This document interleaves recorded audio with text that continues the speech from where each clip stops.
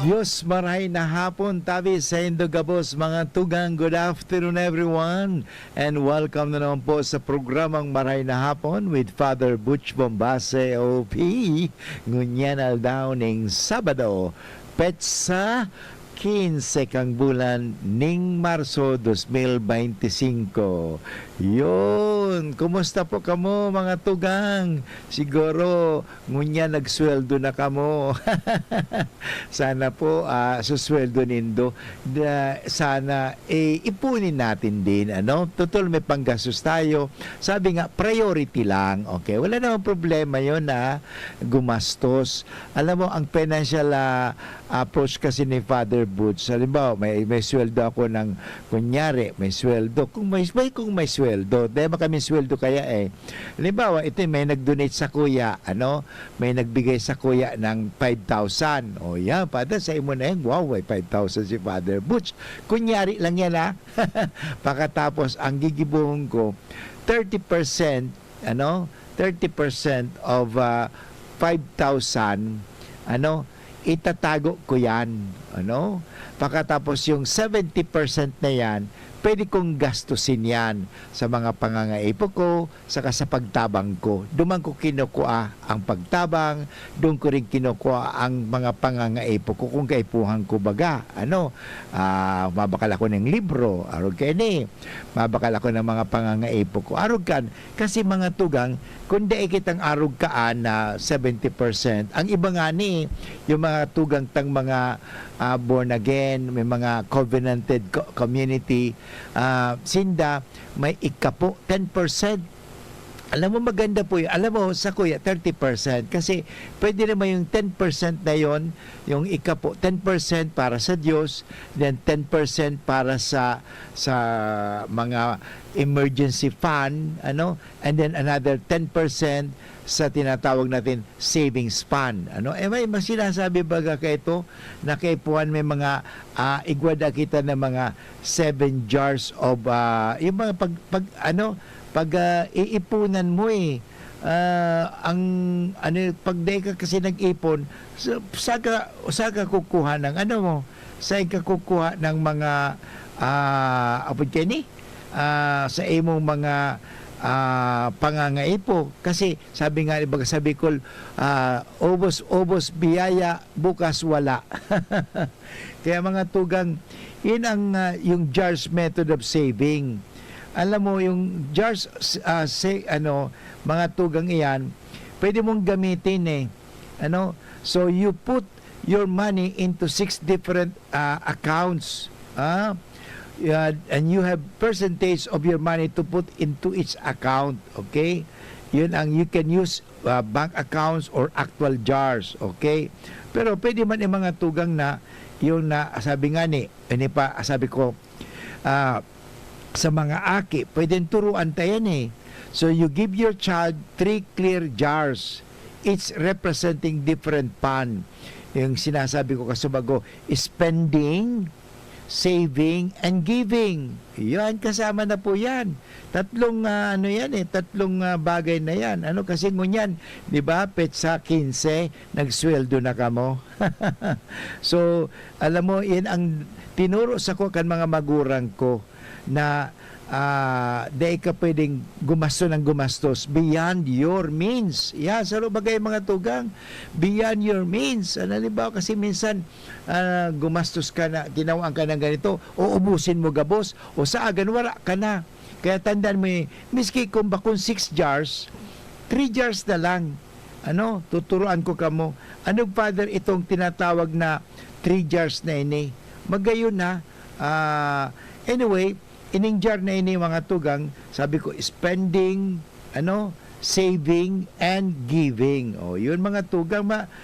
Dito sa tinatawag na saving jar, itong saving jar na ito, matuturuan mo ang mga aki nindo, o ang sisayman, miski sa sarili mo, to set and work towards goals.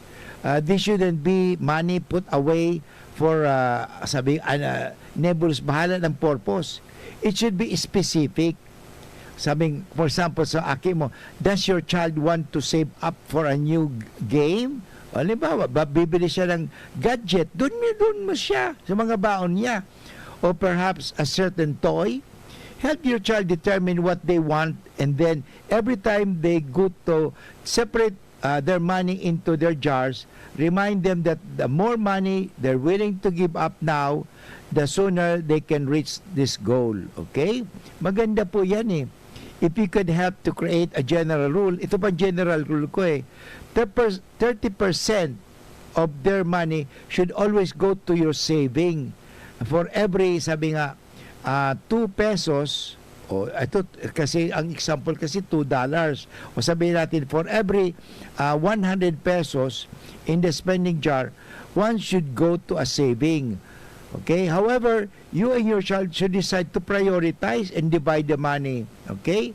So, importante may goal ka. Yan. Yung number 2 naman, itinatawag natin spending jar. Okay? So, yun yung mga pwede mong panggastos. Okay? The spending jar is all about what kids want to buy right now. Ito bang ipuan mo na. This is how they finance. Maturuan mo ang bata na mag-ipon kaysa sa iPhone. Sabi nga, yun, mga spending ito. Kaya marunong dapat i-budget. Maganda bata pa, marunong na mag-budget. So the budget can also include budgeting for bigger things like clothing, school supplies, or necessities. Doon niya nakukunin sa tinatao mo. Yan. If you decide what you want your child to help, pay for some of those things. And then yung pangalawa, yung tinatawag natin giving jar. Itong giving garnet jar, ito po yung mga pang-donation mo. This giving jar encourages children to think about others. So, hindi naman para sa imo sana. So, naiisip mo ng mga pangangaipo ng classmate mo, kaibigan mo, kung sino man nangangaipo. Help them choose a cause that's important to them. Perhaps charity that supports an animal. Yun, yung mga family in the community. So, the giving jar, can also go sa mga gifts yan. Birthday gift, sa friend, o thank you. Yun mga doon makukunin. So when it comes to donate the money they save, do the best to find a way to show them the impact of the generosity. Importante po yun. Generosity. Hindi tayo maging kuripot. So akin na lahat. So even a little goes away, and this is great way to teach that principle. Okay? Yun naman, panghuli pala, optional po ito, investing jar. Bata pa, tinuturuan mo na. Kasi gusto mo yung anak mo maging mayaman, hindi kasi kung tuturuan mo, gasto dito, gasto doon, kung wala namang saving, ay talagang tinuturuan mo ang anak mo, maghirap. Kaya dapat ito yun eh. So, yun po. Another jar is investing jar. Another option is to include the 4th jar dedicated to investing. Invest na bata pa nag-invest na. Yung pupunta ka sa mga mutual fund. So this could be something to consider for older children. So mga medyo may edad-edad na. The idea is for your child to set the money aside and to help them invest it. Okay? By buying few shares. Wow, may mga stock market. So yun. Well, yun nga po mga tugang, mahalaga po yan. So, while it's important to be careful, learning the basic will early increase their child's confidence and start them off on the right foot. Okay? So, turuan natin how to handle money rather than to be handled by money. Ang mangyari dyan, dahil may sweldo si tatay, ngayon may sweldo ngayon si tatay, sige, gastusin natin. Gastusin na ng gastusin. Tandaan po natin, maganda po ito sana po makinig kayo Although hindi naman ito ang talagang topic natin sa araw na ito kasi tuwing Sabado, sabi ko nga ang pinag-usapan natin ang tungkol sa mabuting balita para bukas ng linggo 16, pero siyempre hindi ko lang po malampasan ito kasi ngayon para reminder lang po ito sa mga taong nagsusweldo ngayon So teach your children, or teach yourself to have a 3-jar money system. Ulitin ko yung 3-jar money system. Saving jar, mag-save ka, mag-ipon ka. Okay? And then, spending jar. Okay? Doon ka maggagastos. Okay? And then, yung giving jar, kung saan ka doon kukuha ng mga pantabang mo sa ibang tao. And the fourth, optional po nito, kapag medyo malaki-laki ka na, o kung ikaw kaya mo naman, mag-invest ka. For example, mag-invest ka sa share, sa bangko. So, anyway, mga tugang, yun nga sinasabi sa pag-ibig pala, meron yung MP2 yan. Maganda po yan. But anyway, hindi po yan ang topic natin, Ang topic talaga natin ngayon ay ang tungkol sa mabuting balita para bukas. Parang pag nagsimba tayo bukas, ay may alam na tayo kung ano ang mga babasahin. Parang ma-inspire na tayo. May handa tayo. Anyway, babalik muli si Father Butch pagkatapos ng mga paalala. Realize true comfort and relaxation at Dorotea Resort and Spa, a perfect venue for family outings, couple retreats, and various functions such as weddings, birthday parties, corporate seminars, and conferences. Dorotea Resort and Spa. We have backpackers rooms, standard rooms, deluxe, suite, and a penthouse. Also, relax and rejuvenate with our spas and invigorating treatments, services, and facilities. Dorotea Resort and Spa. Kahugutan, Bakakay, Albay. For reservation, contact us at 0917-777-5734. Find us on Facebook, Dorotea Resort and Spa. Relax, rejuvenate, and enjoy. Only here at Dorotea Resort and Spa. Kung ikaw ay edad 50 pataas katulad ko, may mataas na ang risk ng manlalabo ng paningin. Mas challenging ang pang-araw-araw na gawain tulad ng pagbabasa, pagsusulat, at pagmamaneho. Ang Optin ay may lutin na maaari makatulong sa kalusugan ng mata, nilalabanan ang epekto ng glaucoma, macular degeneration at katarata. Kitang-kita ang kalusugan. Mabibili ang Optin sa mga pangunahing butika nationwide. Mahalaga ang paalala, ang Optin ay hindi gamot at hindi dapat gamitin panggamot sa anumang uri ng sakit. Tuhod, siko, baywa, aray! Pag laging pasan ang sakit sa kasukasuan, sign na yan ng arthritis o joint deterioration. Karaniwan kapag nagkakaedad na, kailangan ng tibay at ginhawang makakapitan. Kaya ng artrisin yan. May undenatured type 2 collagen at methylsulfonyl methane na maaaring makatulong protektahan ang kalusugan ng kasukasuan. Make the right move. Uminom ng artrisin araw-araw. Mabibili ang Artesin sa mga leading drugstores nationwide. Mahalaga ang paalala, ang Artesin ay hindi gamot at hindi maaaring gamitin panggamot sa anumang uri ng sakit. Walkathon o marathon man yan, kayang-kaya with strong joints. Siyempre, posible yan through proper diet, regular exercise at araw-araw na pag-inom ng Artesin. Ito ay may dietary supplement na may tulong proteksyon mula sa undenatured type 2 collagen at methylsulfonylmethane. Ang undenatured type 2 collagen ay natural na nutrisyon na nagpapatibay sa kasukasuan, habang ang methylsulfonylmethane naman ay clinically used for arthritis. Kapag pinagsama ang dalawang sangkap na ito ay isang powerhouse nutrition for healthier joints, bawas pananakit pa at dagdag mobility sa kasukasuan. Mabibili ang Artesin sa mga pangunahing butika nationwide. Make the right move. Pre, makinig ka muna. Payong kaibigan lang Work hard, play hard. Yan ang motto ko dati. Pero nakakapagod din pala katagalan. Sa gitna ng lahat ng mga puyat, inom at pagkain ng masasarap, kasama na ang oily at fatty foods, kailangan pa ring bantayan ang kalusugan. Tamang kontrol ang kailangan. Katuwang ko, ang Liverade. May silimarin na maaring makatulong, protektahan ang atay. Cheers to more good times. Be a liver lover. Mahalagang paalala, ang Liverade ay hindi gamot at hindi dapat gamitin paggamot sa anumang uri ng sakit. Ang good drinks at good food, perfect combo. Isama pa ang Liverade para sa kalusugan ng atay. Mabibili sa mga leading drugstores nationwide. Nandito na ang unang pinakamalaking sale event ng LCC Supermarket ngayong 2025.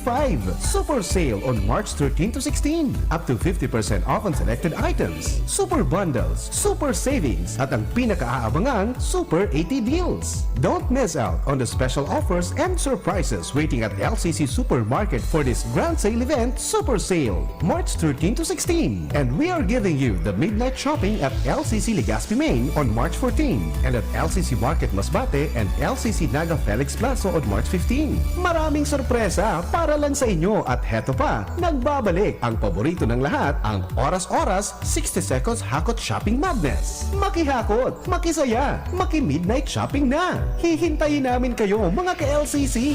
You may also shop online at www.shoplcc.com.ph or via Community Mart app. LCC Supermarket, our best for you. Like and follow our official LCC Supermarket Facebook page for more details.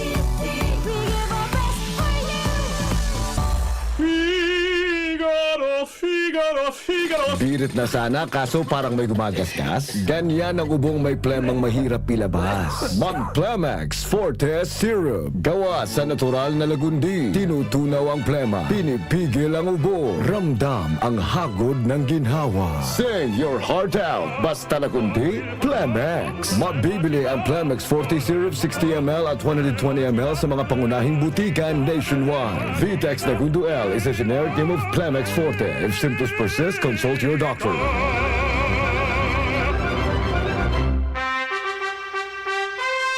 Attention! Attention! Mga parantabay, may marhay na bareta. Ang DZGB nasa cellphone na! Yes po! Madadangog na ang DZGB sa saindong mga cellphone.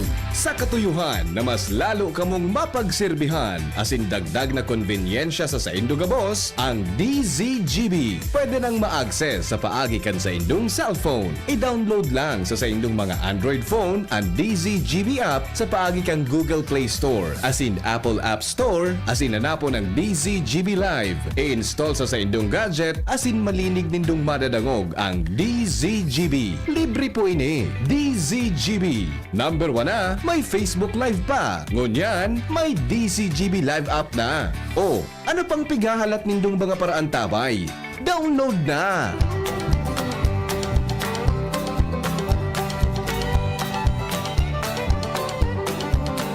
There's no time like the present to serve the Lord. Enjoy, serve the Lord right now. Serve Him today and tomorrow, eternal the reward. There's no time like the present, serve the Lord. Okay, mga tugang, padagos po kita girare sa programang Maray na Hapon with Father Butch Bombase OP, ngunyan na aldaw ning Sabado, pets sa 15 kang bulan ning Marso 2025, ano? At kasubago, tinuruan ko lang, reminder lang po yung kasubago manunungod yan sa pag-iipon, pag-savings, okay? Mabalikan ko girare, maganda po yun kung meron kitang gano'n na style sa paghawak ng pera. Hindi yung pag nahawakan ng pera, gastos dito. Tandaan po natin apat yun may optional yung investment. Pero ang una, importante, mayroon kitang saving. Mag-save ka muna. Ang una palang gawin natin, mag-save ka muna. Father, kunyari, binigyan kita ng 100. Kunyari, isave mo muna yung 10 pesos. Okay? And then, isave mo muna yung 10 pesos din para sa saving, sa tinatawag natin giving. And then yung pwedeng 80% o 70% yaw na sa spending. Pero mas maganda kung pwede mag-investment ka. Parang dahil ka magtitios. Kasi kaya may mga taong nagtitios, tika po sa panahon ng pangangaipo, sige sana, sa halip na ibili ng pagkain, ibibili ng alak, ibibili ng sigarilyo, ibibili ng mga bisyo, magiging perwisyo. Paalala lang po, giraray, kasi maganda kung sabi nga kung iuugnay natin yan, i-relate natin sa Ebanghelyo para bukas, napakaganda. May relasyon po yun unang-una na wag nating kakalimutan na dapat tayo ay, sabi nga, magliwanag. Maging liwanag. Kaya nagpapaliwanag lang ako sa financial kasi ang problema kadalasan, ang pinag-away ng mga magulang, pinag-away ng mga bata, minsan mga mag-asawa, pera, kasi hindi sila marunong humawak ng pera. Ano? Ulitin ko, sana po pag may pera kayo, gamitin niyo itong 3-jar method or 4th even kung kaya. Yung saving, mag-save ka muna, and then maglagay ka na sa giving, and then spending. O, doon na po yun. Ano? So, yun po, bahala na kamo kung sinasabi. Actually, meron po nga rule dyan na tinatawag na 50. Actually, dyan, kung kaya mo, kung kaya mo. Pero pwede mo na simulan sa 30% and then 70%. O, kasi doon na po kukunin yon. Ano? So, magayon mga tugang yan.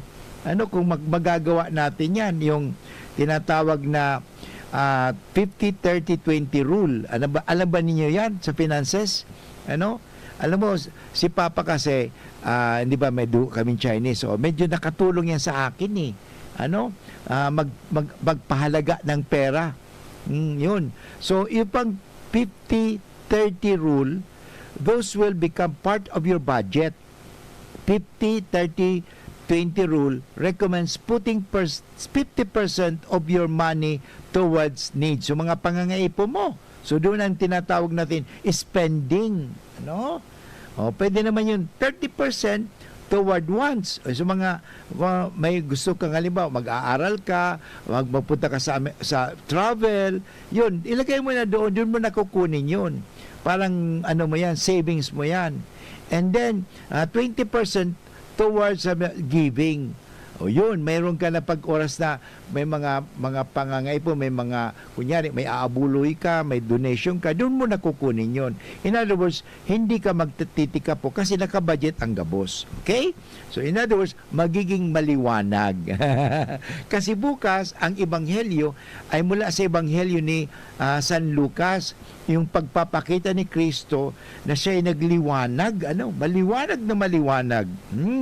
Naging maliwanag, So yun po ang tungkol diyan sa ebanghelyong yan.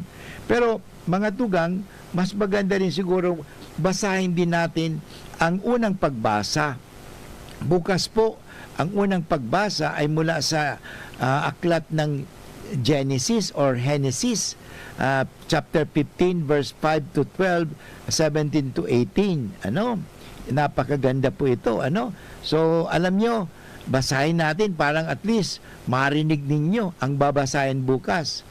Kaya inilabas siya ni Yahweh at sinabi sa kanya, tumingala ka sa langit at bilangin ang mga bituin kung kaya mo. Ganyan din ang magiging mga inapo mo. Ito ba'y pangako kay Abraham. Sabi nga, Abraham has many children. Maniwala si Abraham kay Yahweh at dahil dito, kinilala siya na Yahweh na matuwid. Yan na talagang matuwid si Abraham. At sinabi pa sa kanya, ako si Yahweh na naglabas sa iyo mula sa Ur na Kaldea upang ibigay sa iyo ang lupaing ito bilang ari-arian mo. Tingnan mo, kinuha si Abraham sa Ur at dinala kung saan, pero pumayag siya kahit hindi nga niya alam kung saan siya dadalhin, pero naniwala siya sa Panginoon. Yun ang kaya nga nakano siya, he passed the test. Pagkatapos ay nagtanong si Abraham, Panginoon ko, paano ko malalaman na ito nga ay magiging akin? Sumagot si Yahweh, dalhan mo ako ng tig-isang 3 taong gulang na dumadalagang baka at kambing at tupa at kalapati at bato-bato. Dinala ni Abraham sa kanya ang lahat ng mga hayop at biniyak sa gitna ang mga iyon at ibinigay na magkaharap sa bawat magkabiyak ng hiwa. Ngunit hindi niya hiniwa ang mga ibon. Umali-aligid ang mga buwetri sa mga karne, ngunit binugaw ni Abraham ang mga iyon. Samantalang palubog na ang araw, nakatulog ng mahimbing si Abraham at nilukuban siya ng isang nakakatakot na kadiliman. O tingnan mo dito yung kadiliman dito ang pinakikita sa Ebanghelyo, liwanag naman, okay? Nabalot siya ng kadiliman, paglubog ng araw, okay? Paglubog ng araw sa laganap ng karimlan, may lumitaw ng kanilang umuusok na naglalagalab na sulo. Yun, ilaw nito, liwanag ito. At dumaan sa pagitan ng hinating mga hayop Nang araw na iyon, nakipagtapan si Yahweh kay Abraham at sinabi, ibibigay ko sa iyong lahi ang lupaing ito mula sa ilog ng Ehipto hanggang sa malaking ilog ng Euphrates. Yan mga kaibigan, nagtatapos ang mabuting balita sa Genesis first reading. So dito makikita itong kwento ni Abraham, mga tugang. Nang si Abraham, mga tugang, ay importante, mga tugang, na si Abraham ay pinili niya ng Diyos at mula sa Or at dinala at nakipagtipan ang Diyos kay Abraham. Ibig sabihin, nagkaroon sila ng agreement or covenant. Okay? At dito mga katugang, talagang pinatunayan din ng Diyos ang kanyang kapangyarihan.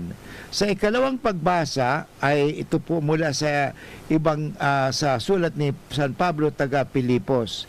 Basahin po natin.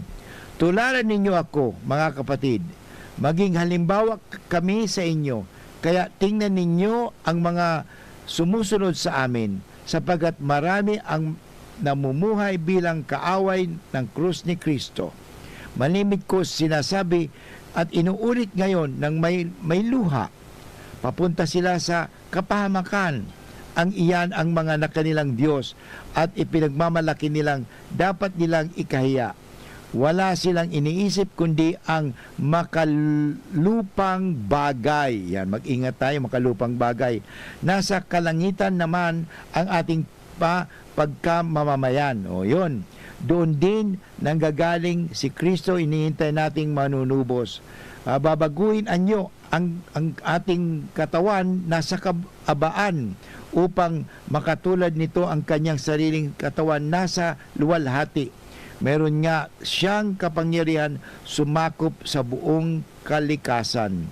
Kaya mga mahal na kapatid, na ating kinasasabikan, na aking lugod at korona, manatili kayong matatag sa Panginoon, mga minamahal ko. Yan po mga kaibigan, ang mabuting balita, ikalawang pagbasa bukas mula sa aklat ni San Pablo sa mga taga Pilipos, chapter 3 verse 17, 4 to 11 to 1. Okay? Napakaganda dito, makikita natin parang mga preview ito sa darating na ebanghelyo. Bakit dito sinasabi dito babaguing anyo niya ang ating katawan nasa kababaan upang makatulad nito ang kanyang sariling katawan na nasa luwalhati. Yun, makikita natin. Magkakaroon ng kaluwalhatian. So yun, at mga tugang, napakaganda po ito. Kaya paalala sa atin ito na ano ang dapat nating gawin. Sabi nga dito ni San Pablo,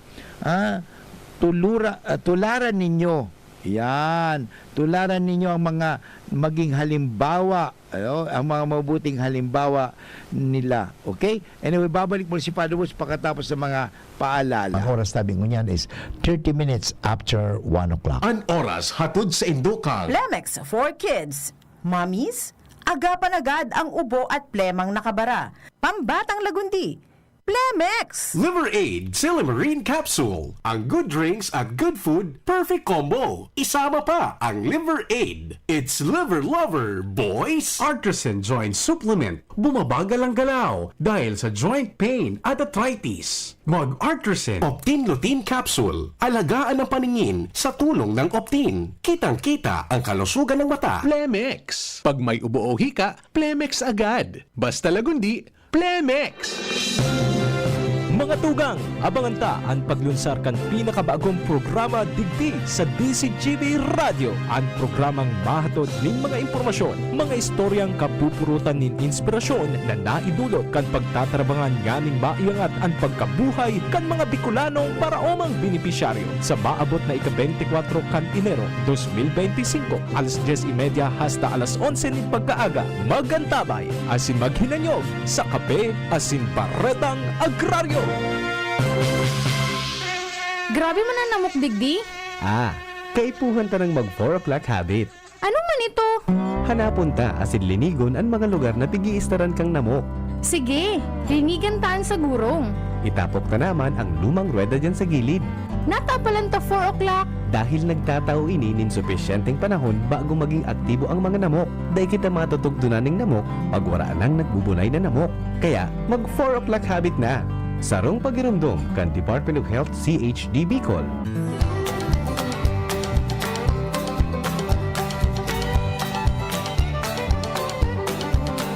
There's no time like the present to serve the Lord. Enjoy, serve the Lord right now. Serve Him today and tomorrow, eternal the reward. There's no time like the present, serve the Lord.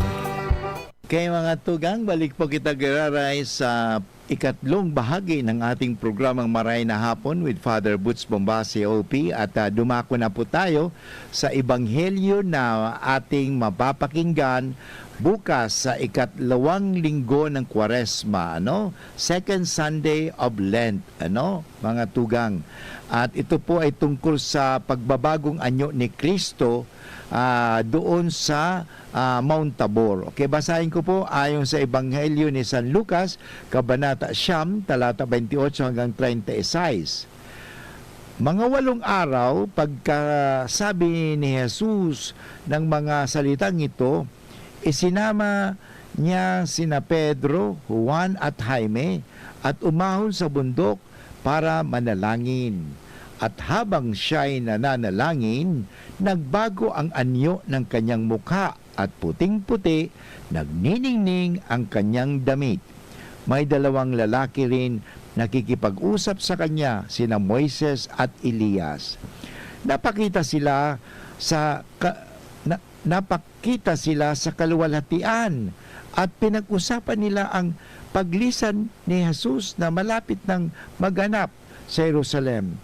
Antok na antok naman si Pedro at ang kanyang mga kasama, pero pagkagising nila, nakita nila ang kanyang kaluwalhatian at ang 2 lalaking nakatayong kasama niya. Nang papalayo na ang mga iyon kay Jesus, sinabi ni Pedro sa kanya, "Guro, mabuti at narito tayo at gagawa kami ng 3 kubol at sa inyo isa kay Moises at isa kay Elias." Hindi niya alam ang kanyang sinasabi.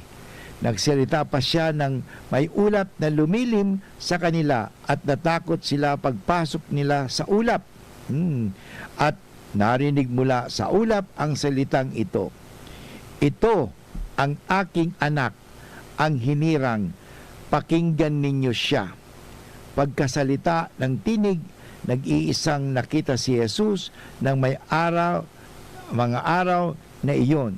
Sinarili nila ito at walang sinabi kanino man tungkol sa nakita nila. Mga kaibigan, yan po ang mabuting balita mula sa Ebanghelyo ni San Lucas, Kabanata 9, talata 28 hanggang 36 tungkol sa pagbabagong anyo ni Kristo.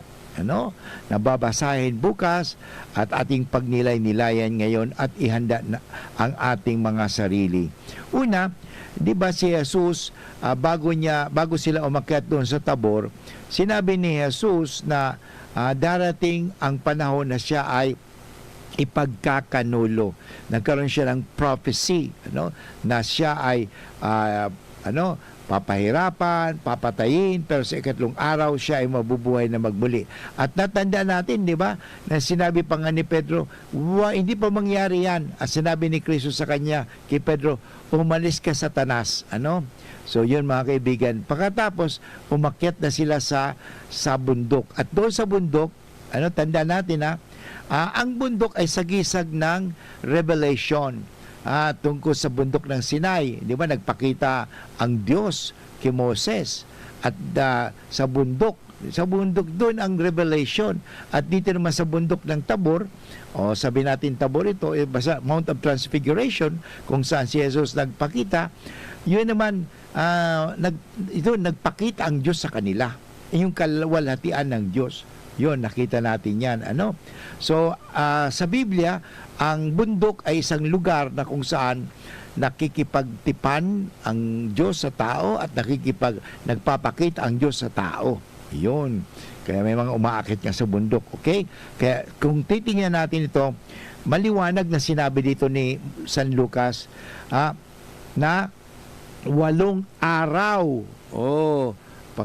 Naglipas muna ng 8 araw pagkasabi ni Jesus na ng mga yon, sinama ngayon si Pedro, Juan at Jaime. Parang sa ganon, sila kasi ang talaga magiging kasama niya kahit sa huling mga sandali ng kanyang buhay. At parang sa ganon, hindi sila matakot. Ipine-prepare. In other words, ang napakaganda kay Jesus, inihahanda sila ni Jesus. Alam mo, si Jesus kasi naghahanda, hindi ura-urada. At doon mga kaibigan, doon sa bundok na yon, siyempre, paano nagpapakita ang Diyos? Nagsimula sa panalangin. Sa bundok, umakyat sila sa bundok, umahon sila sa bundok para manalangin. Yung sa Mount Olives, anong ginawa ni Kristo? Nanalangin din. At ito na nga nangyari. Habang nananalangin, nagbago ang anyo ng kanyang mukha. Totoo naman, mga tugang, alam mo, tuwing tayo ay nagdarasal, nagbabago rin ang ating ang ating disposition, nagbabago ang ating pananaw, nagbabago ang ating isip. Kasi pag tayo ay nagdarasal ng tunay na dasal, tayo po ay nagpapailalim sa kapangyarihan ng Diyos. Kaya nga, sabi nga, we also have divine language. Prayer is a divine language para nakikipag-usap ka sa Diyos, So, iba na ang lingwahe mo doon. So, kaya nga, dito, makikita natin sa panalangin ni Jesus, nagkaroon ng pagbabagong anyo. Totoo naman, alam mo, pag nagdarasal tayo, ang dapat nga ang dasal talaga nakapagbabago sa atin ng anyo, nakapagbabago ng ugali. Kasi minsan dasal ng dasal tayo, pero hindi naman nagbabago ang ating ugali. Parang ganun pa rin. So parang walang silbi. Yun, kaya yun. Pero dito sa ating ebanghelyo, makikita natin na si Jesus, ipinakikita niya ang kanyang kapangyarihan, ang kanyang kaluwalhatian. Tandaan po natin na noong nakarang unang linggo, si Jesus nagtagumpay sa kalaban. Natalo niyang ang demonyo. Tandaan natin, sabi nga ang demonyo nag-ibon ng mga paagi. Talaga na matintaran siya, pero dahil siya natintaran. Dahil ang kanyang ginawa ay ayon sa salita ng Diyos. So, maliwanag po yun. Palagi niyang sinasabi, nasusulat ayon sa salita ng Diyos. Kaya napakaganda po yun, ayon sa salita ng Diyos. Kaya dapat mabuhay tayo ayon sa salita ng Diyos, hindi ayon sa salita ng tao. Napakaganda po yan.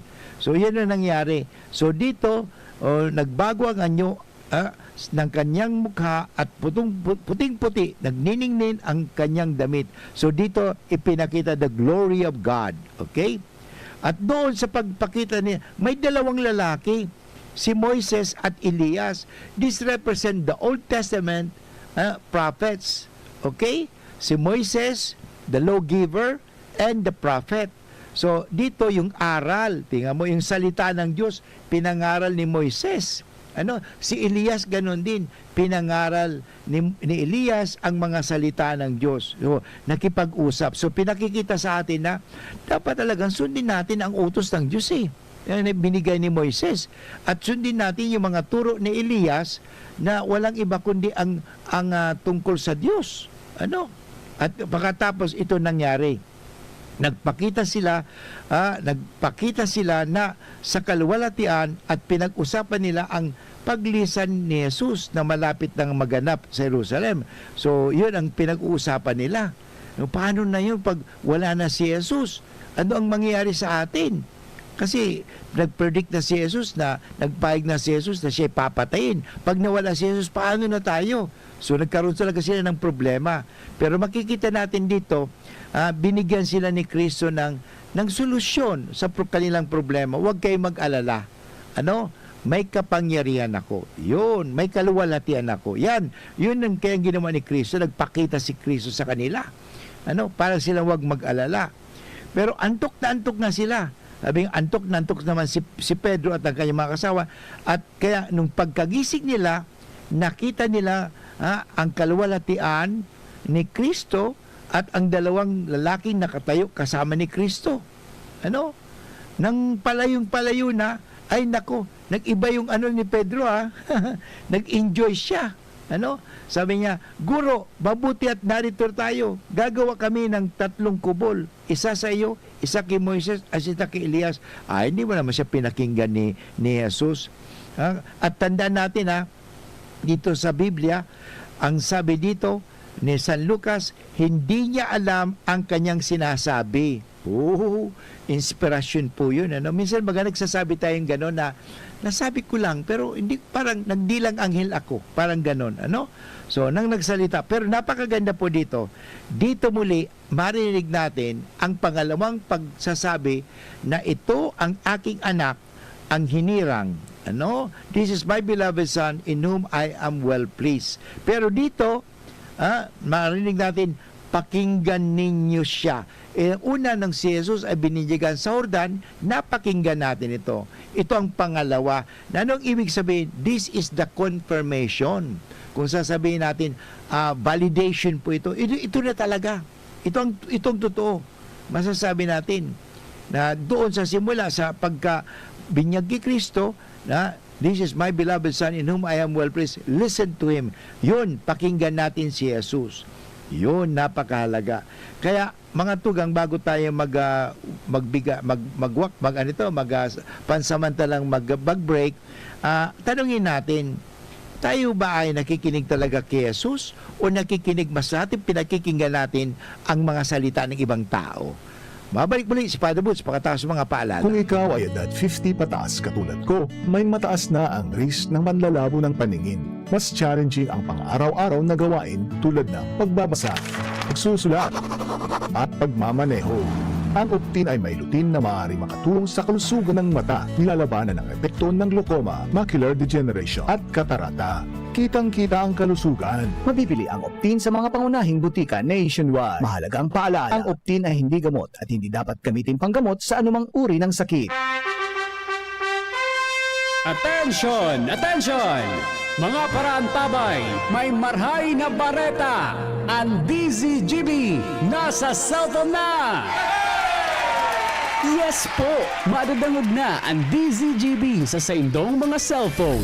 Sa katuyuhan na mas lalo kamong mapagsilbihan, asin dagdag na konbinyensya sa saindo gabos, ang DZGB. Pwede nang ma-access sa paagi kan saindong cellphone. I-download lang sa saindong mga Android phone ang DZGB app sa paagi kan Google Play Store, asin Apple App Store, asin nanapo ng DZGB Live. I-install sa saindong gadget, asin malinig nindong madadangog ang DZGB. Libre po ini. DZGB. Number 1 na, may Facebook Live pa. Ngunyan, may DZGB Live app na. O, ano pang pigahalat nindong mga paraan tabay? Download na! Ubo ng anak? Nakababahala? Baka plema. Para dyan, Plemex for Kids ang pambato ko. Ang Plemex for Kids ay gawa sa lagundi. Tinutunaw at pinalalabas ang plema. Ginhawa para sa bata, peace of mind para kay mommy. Camille Prats Yambao po, nag-flex for Plemex. Ang batang lagundi, Plemex! Vitex Segundo L is the generic name of Plemex for kids. If symptoms persist, consult your doctor. Mommies, agapan agad ang ubo at plemang nakabara. Pambatang lagundi, Plemex! Abangan sa Radyo DZGB ang programang Usapang Consumer at Negosyo. Programang magtataunin kasimbagan sa saindong mga kahapotan tungkol sa pagninegosyo. Magdadara ng kadagdagang impormasyon mapadapit sa mga diretsos nin mga konsumidor asin mga giya kung paano maging mga responsableng parabakan. Usapang Consumer at Negosyo.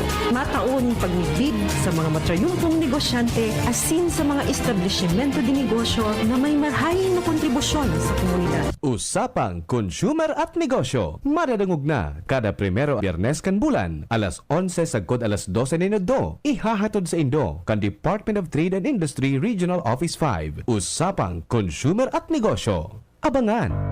Tuhod, siko, baywa, aray! Pag laging pasan ang sakit sa kasukasuan, sign na yan ng arthritis o joint deterioration. Karaniwan kapag nagkakaedad na, kailangan ng tibay at ginhawang makakapitan. Kaya ng artrisin yan.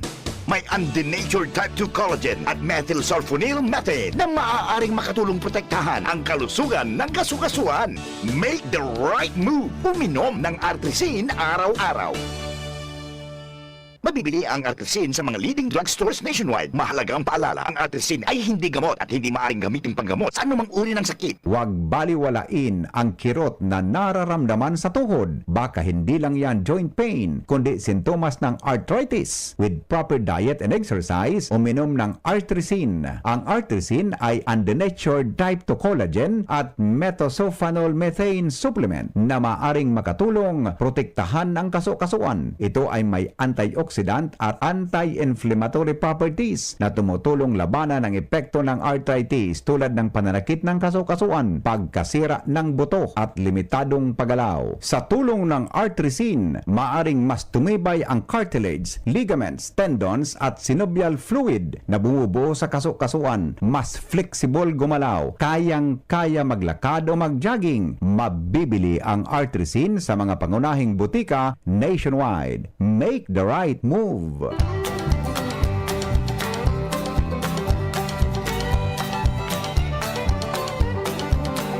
There's no time like the present to serve the Lord. Enjoy, serve the Lord right now. Serve Him today and tomorrow, eternal the reward. There's no time like the present, serve the Lord. Okay, balik sa programang Maray na Hapon with Father Butch Bombasi, OP. Dumako na po tayo sa uling bahagi ng ating programa at sana po kayo ay naliliwanagan.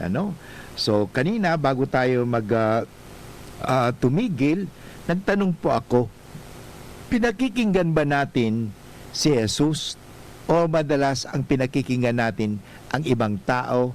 Pinakikinggan natin ang ating mga sarili, ay hindi pinakikinggan natin ang mundo, pero pinakikinggan ba natin si Jesus? Magtatanong ka siguro, paano namin, Father, mapapakinggan si Jesus? Alam mo, mapapakinggan natin si Jesus kung tayo nakikinig sa kanyang mga salita. No? O kung hindi naman makinig, magbasa ng Biblia. Mahalaga po ito ang pagbabasa ng Biblia. Makinig tayo. At dahil kung makikinig tayo kay Kristo, at tayo kapiling niya, nakikipag-usap sa kanya sa pamagitan ng panalangin, magkakaroon po tayo ng tinatawag natin spiritual experience. So, nagkaroon na ba kayo experience ng mga tugang na habang kayo nananalangin, para kayong nasa, wow, kakaiba? Yun po yun Alam mo, kaya nga sa panahon ng Kwaresma, ang ina-advise sa atin, manalangin. Manalangin, magpangadyi. At sa pagpapangadyi natin, yung pangadyi na udok sa buot, ang sinasabi, magpangadyi kita, hindi galing sa nguso, kundi galing sa puso. Talagang nasa puso natin. At ang pagpapangadyi natin talagang mayroong laman. May laman talaga. Kaysa yung nagpapangadyi tayo dahil sa yung of course, ang mga tinatawag natin memorized prayer, mga formulated prayer, may dahilan po yun. By the way, ang mga formulated prayers, tulad ng Our Father, Hail Mary, Glory Be, Apostles' Creed, mga prayers na pinamemorize sa atin, para po yan sa, community prayers. Para pag, alam natin lahat. Pero maliban sa community prayers or formulated prayers, huwag natin kalimutan ang personal prayers natin. Prayers from the heart, yung galing sa ating puso. Kaya ito po ang nangyari doon Si Jesus nanalangin. At dito makikita natin yung mga alagad din Isinama ni Jesus sila Pedro, Juan at Jaime, parang manalangin, pero parang hindi nanalangin Inantok sila. At dahil nga, pinag-usapan pa nila doon na, sabi na, malapit ng maganap sa Jerusalem ang baka patayin ng paglisan ni Kristo. Anong mangyari sa atin? At kasi inantok sila. Nakalimutan yata nila magdasal Pero si Jesus nagdasal. At nang si Jesus nagdarasal, nagbagong anyo siya. Yan, napakaganda po yan eh. Yung pagdarasal. Ang pagdarasal talaga nakapagbabago sa atin. Una, nababago ang ating paningin. Kasi, ulitin ko, pag nagdarasal po tayo, hindi po natin inuutusan ang Diyos. Ano? Kaya hindi ka nakakaroon ng liwanag, kadiliman pa rin, ano? Kasi pag nagdarasal ka, nagiging maliwanag ang isip mo eh. Pero hindi ka nagiging maliwanag kasi ang ginagawa mo, reklamo, bakit Lord ganito yan? Bakit ganyan? Bakit ganito yon Lord? Ay, hindi po ganun yan. Ang tawag ko dyan, hindi dasal. Angal. Angal ka ng angal. Angal ka ng angal. Hindi ka nagdarasal. Hindi naman po ang dasal na, Lord, sana gawin mo ito. Gawin mo yan. Ano yan? Utusan? Hindi po. Alam mo po, ang dasal nga doon sa Our Father, pinapaliwanag sa atin, masunod ang kalooban ng Diyos. Iyan ang pinakamagandang dasal. Lord, sana mas tularan kita. Masunod ko ang kalooban ng Ama. Masunod ko ang kalooban ng... Kaya, thy will be done eh. Yan ang tunay na dasal. Thy will be done. At tuwing tayo nagdarasal, mga kaibigan, makaka-experience tayo ng tinatawag na spiritual experience. Alam mo, nang umakyat si Pedro, Santiago at Juan sa bundok ng Tabor, kakaibang spiritual na karanasan ang naganap. Hindi agad nila naunawaan ang nangyari. Pero unti-unting naunawaan nila ito kung sino talaga si Jesus. Yan. So dito pinakikilala ng Diyos Ama kung sino si Jesus. Nagsalita pa nga eh. Ito ang aking anak, ang hinirang. Pakinggan ninyo siya. Yan. Napakahalaga po dito. Pakinggan si Jesus. Alam mo, kung makikinig lang tayo kay Jesus at lahat ng tao makikinig lamang kay Jesus, alam mo, magiging mapayapa, magiging masaya, napakaganda ang buhay ng tao dito sa mundo. Pero kadalasan, hindi naman natin pinakikinggan eh. Mas inuuna pa natin yung mga makamundong bagay kaysa ang mga makadiyos na bagay. Ito na lang, magsisimba. Ay ngayon, di ba, linggo. Anong importante? Magsimba o pumunta sa barkada, mag-inuman o mag-excursion or matulog kasi sabi ng estudyante, Father, pagod na po ako sa academics kaya wala akong gagawin kundi sa linggo. Hindi ako magsisimba, pagod na ako yan eh. So alam mo, bigyan natin ng panahon ang Diyos. Parang magkaroon tayo ng spiritual experience. Ito pa maganda yan eh.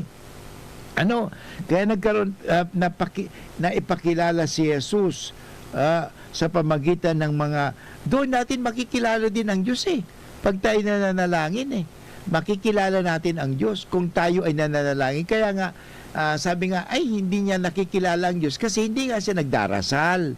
Angal ka ng angal. So hayaan mo na God will reveal Himself to you. Yan ang maganda yun eh. Tandaan natin, God will reveal Himself to you. Yan ang maganda yan. Kaya alam mo, kaya unti-unting naunawaan ng mga alagad kung sino talaga si Jesus, ang kanilang guro at kaibigan. Kaya lumalim ang kanilang kaugnayan sa isa't isa dahil sa kakaibang pangyayari. Ito tinatawag na, kung sa English, a glimpse. Yung transfiguration is a glimpse na pag dumating man ang pagsubok sa buhay, mayroon kang babalikan. Alam mo, maganda po yun eh. May babalikan ka lagi. Alam mo, dito sa Pilipinas, maraming bundok marami tayong bundok dito sa Pilipinas, pero may bundok doon sa lalawigan ng Quezon na palaging pinupuntahan pinagbabandirahan ang taon-taon kung umaakyat.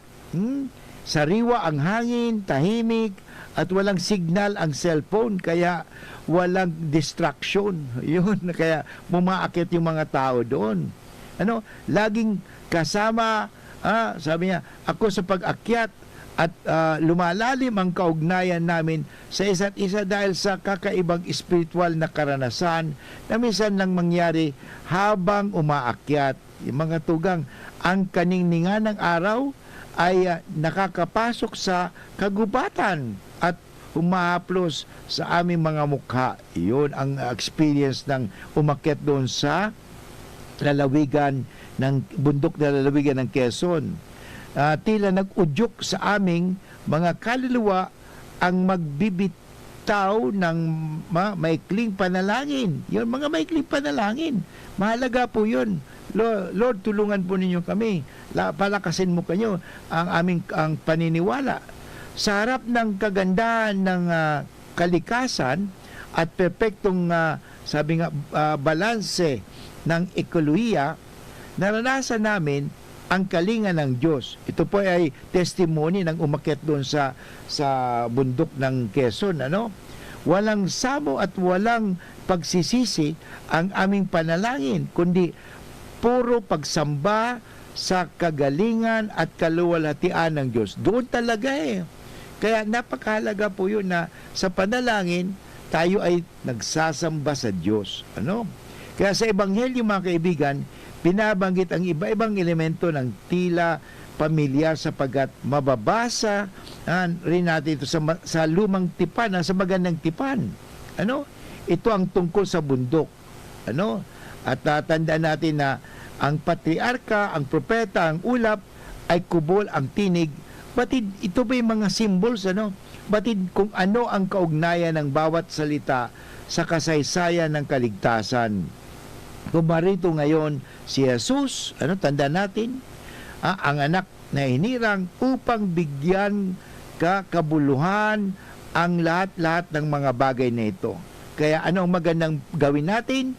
Pakinggan lagi si Jesus, lalong-lalo na pakinggan ang kanyang mga aral at sundin ang kanyang mga utos. But anyway, inabot na naman tayo ng oras ng pamamaaram. Sana po naihanda ko kayo para bukas, para pag nagsimba tayo bukas, ang ikalawang linggo ng Kwaresma sa taon letter C, tayo po'y nakahanda na.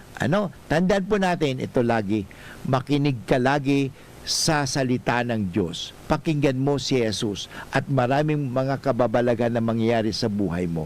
Okay? Tandaan po natin, dahil tayo po ay mga anak ng Diyos. Ito pumuli si Father Boots nagsasabing, we are all a blessing to one another. See you on Monday. God bless. Bye-bye.